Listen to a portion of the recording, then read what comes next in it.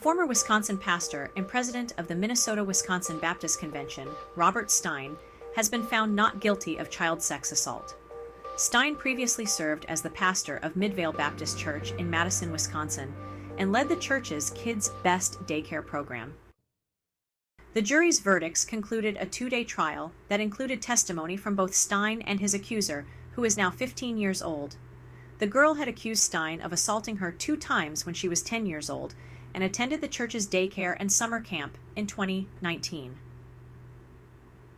Local news outlets reported that Stine was emotional after hearing his verdict, briefly sitting alone at the defendant's table while his supporters wept and hugged each other.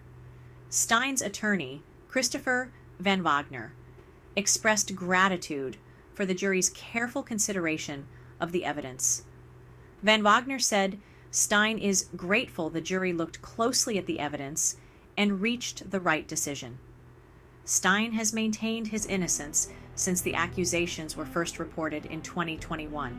He was formally charged in August 2022 and pled not guilty to both counts.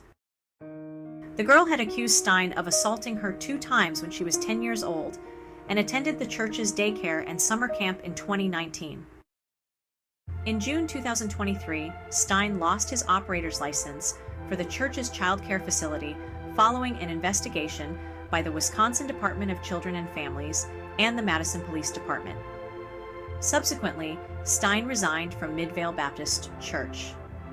Van Wagner clarified that Stine's resignation was not an admission of wrongdoing, but a measure to spare the church and its members from unnecessary distraction or concern. During the trial, the accuser testified that Stine assaulted her first on Martin Luther King Jr. Day in 2019 and again in the summer of that same year. Van Wagner asked the jury to scrutinize the consistency and logic of her statements, pointing out discrepancies in her testimony.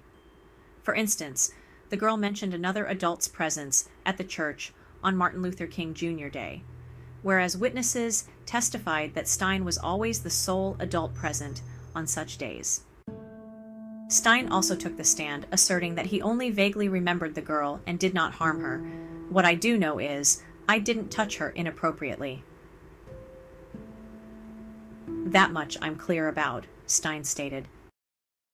The prosecution maintained that the girl's claims were consistent and supported by family members, church members, and a detective involved in the case.